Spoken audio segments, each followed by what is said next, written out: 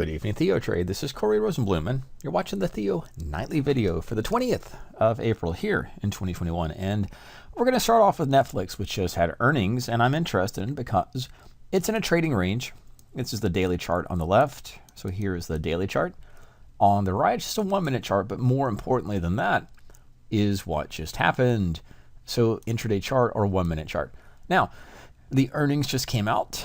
The earnings are released. They are positive. This is our earnings tool. $3.75 per share. Market didn't like it.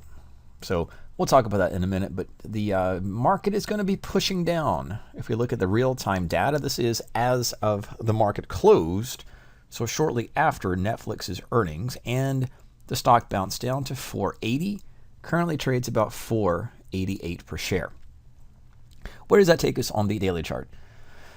Well, the auto expected move was down to about 500. So as of this moment, Netflix shares will be opening up. They may open a little bit different. There may be some additional drift or maybe a little bullish push or whatever else may happen in the time after the video before tomorrow's bell. But at the moment, Netflix shares are at the bottom or trading at the lower bound of this sideways trading range. And we can see how prior events or prior earnings took place.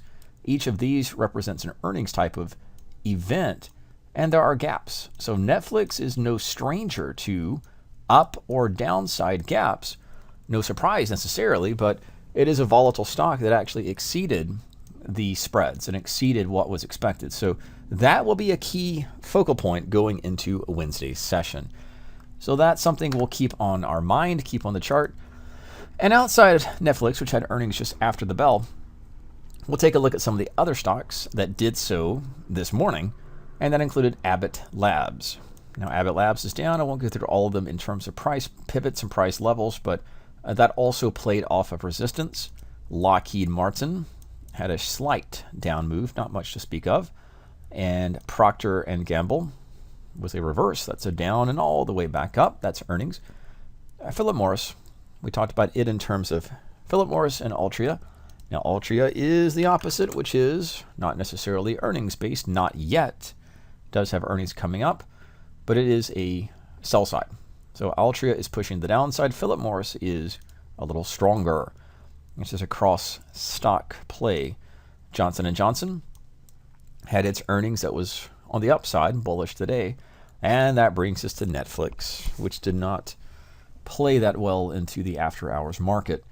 If you are interested in, do you want to take a look at what the stock performance or how things have played out, or maybe what the earnings are, you can certainly take a look at the Analyze tab and go all the way to the earnings selection and then type in the name of the stock, and you can see how prior earnings events, including this one, but it's going to update just momentarily, how the beat, and the beat is the green is the street, yellow is the beat or miss. If the yellow is above the green, that is a beat the street. And if the yellow is under the green, even though it does have good or positive or upbeat earnings, or at least positive earnings, it might not have beat the street or the expectation. And stocks tend to be priced for perfection, and that's where you get good earnings or positive earnings, but the stock gaps lower. And if you want to dig inside the numbers, you can choose to go inside the news. The trade flash is here, and this is a news widget. And just pull that up from, we'll go to Netflix and see the news. I won't go into it, but it beats, right? Just click here and pull in the information for Netflix, and it actually beats the street. Sometimes you have to laugh, but the positions are there. It's all a probability game, and whatever position you have, earnings could be a catalyst for a successful trade or not.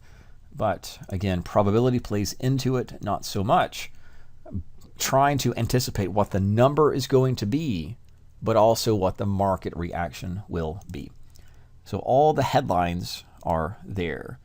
And again, that will be a widget or a tool that you can add or separate, add to your watch list, add to your left sidebar at thinkorswim, and read into the numbers.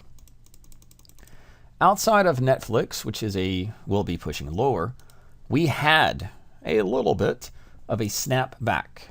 Is it the full snapback I was wanting and expecting? No, but that puts my personal opinion to it. We don't want that to happen.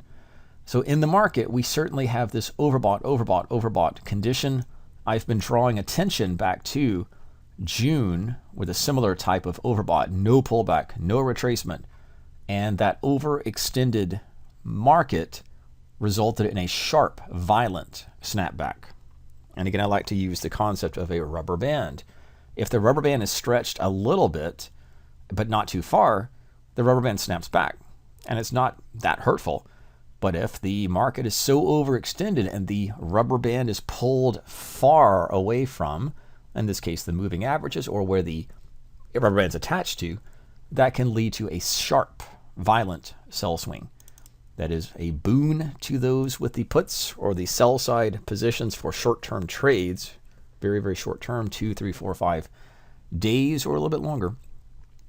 And it is painful for those that are stepping into a market long and the thought process, well, you know, the market can keep going up forever. Markets are still probabilities. They still hold structure. And even in an uptrending market, we do not expect markets to go straight up before they retrace. So that is where we are and where we have been. Of course, Thursday and Friday of last week was not kind to the short side of the market. But Monday and Tuesday so far have been. That's where we're going to be in this week with earnings.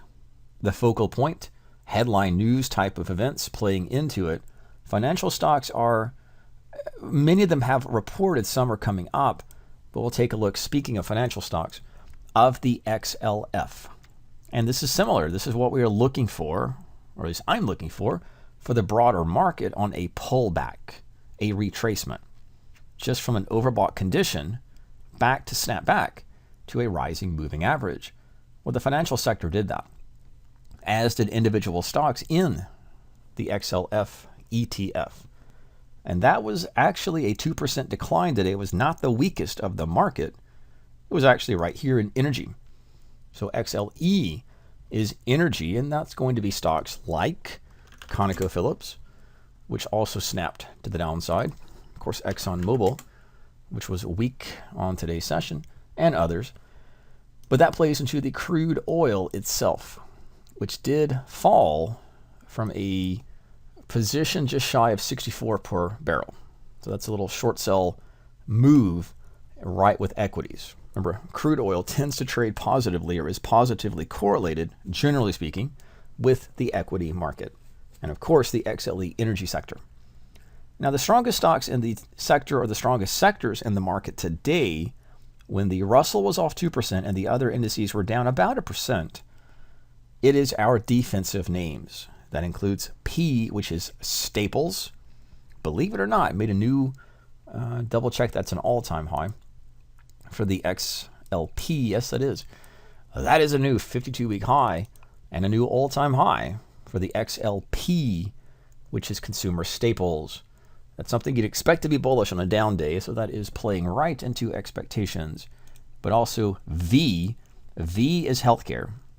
And some of the names in healthcare sector, some of the stocks, we'll go to a daily chart to see that it also, on a day that the market was down, pushed to a new 52-week high, which also makes it a new all-time high. Perhaps not surprising was the strength in utilities. And if the market is to fall, if the market is structured or from a probability standpoint likely to pull back, you might see strength, or at least expect to see strength in the utility sector. And that's what's happening. Technically, it's not a new all-time high, but it's a retest.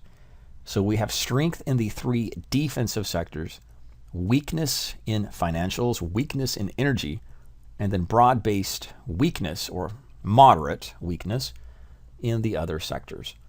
And that takes us back to the S&P at the highs, or the spiders. We'll look at the spiders, SPY, which has a short-term push to the downside, potentially playing out. SPX, which is the S&P 500. Now, I'm not looking for the top of the market. I am just looking for a pullback to the 20 exponential. Prior examples of the smaller pullback, or here, And where we are in the overextended area puts us in a territory like June and September, where that pullback was rapid. That gives short-term intraday and short-term swing opportunities for us to position, or if you want to wait out the pullback, to try to establish call or bull type of positions into strong trending stocks on the pullback. So we'll be watching Netflix's earnings. That will be a key focal point of tomorrow's session. Any type of headline news. And tomorrow will give us earnings before the bell in Verizon, Next Era Energy, and then after the bell, Kinder Morgan. So keep those in your watch list if you are trading them or of interest to those stocks. As always, be careful and safe. This is Corey Rosenblum with tonight's Theo video update for April 20th, 2021.